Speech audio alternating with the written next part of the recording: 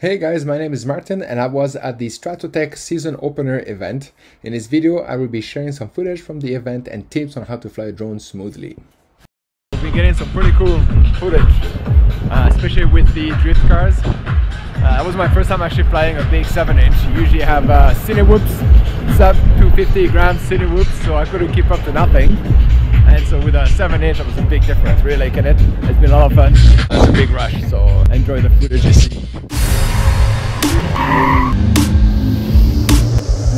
So this is exactly what we're here for, the drifting of the cars.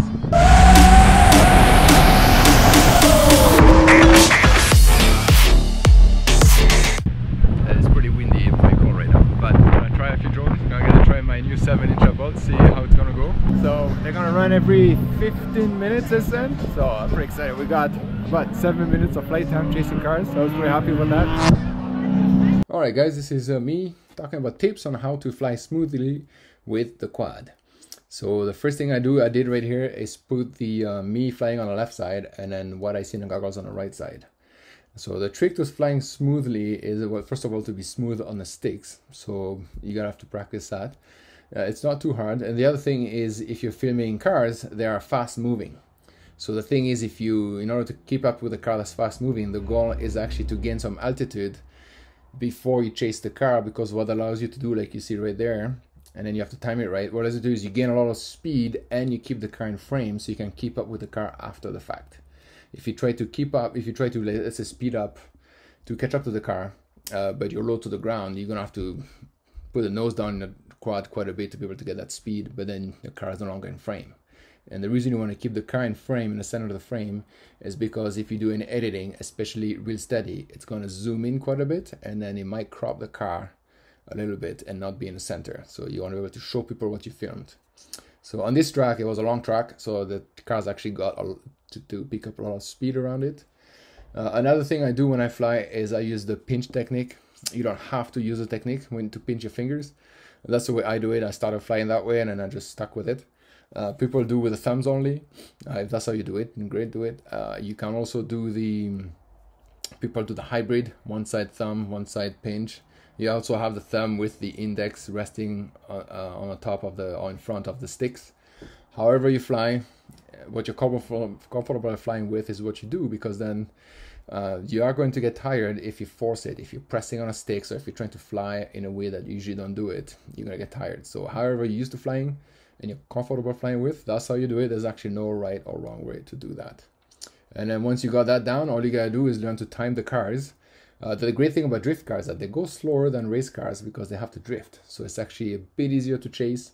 And then it's more dramatic, right? There's smoke everywhere and they're sideways, so it's cool. I think drift cars are the coolest thing you can chase with a drone. Now, I could be biased because that's what I like doing, but that's what's pretty cool about those cars. And as you can see, that's what I do. I gain some altitude to try to gain speed and catch up with the cars. Another thing is, if you ever do chase cars, make sure you're pretty safe doing it, because people are there to have fun, and you want to add more to that fun with your quad instead of take away from it. Because most people don't know, but every drift car you see, people actually were in the garage fixing it and making them ready for the track.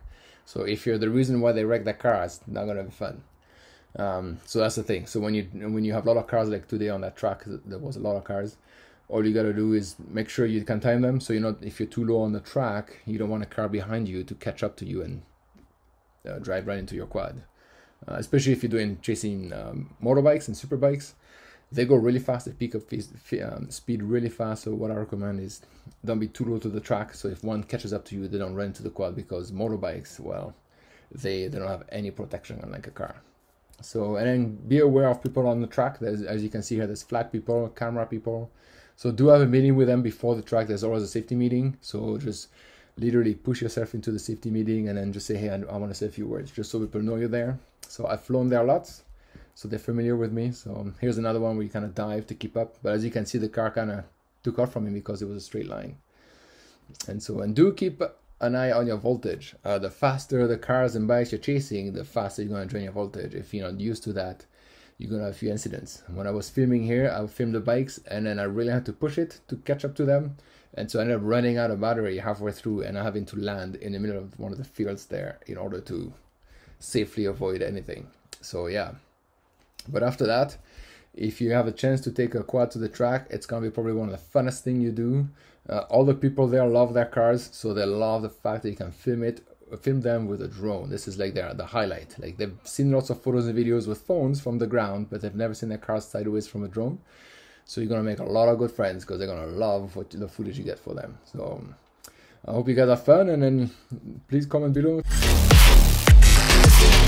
So I got my little 7-inch kicking ass. It didn't keep up with motorbikes that good, but it kept up with the cars pretty good, so I was pretty happy about that. Well, this is where we flew from, that little tower where you can see the entire circuit from there, the whole track. And this is Jaggy FPV. He was there, Matt was there with me. Really good pilot, so shout out to him. I'll put a link to his Instagram below. And yes, this is us flying a DJI drone, even though we're FPV people. So thanks for watching, guys, and if you have any comments, post them below, and do subscribe.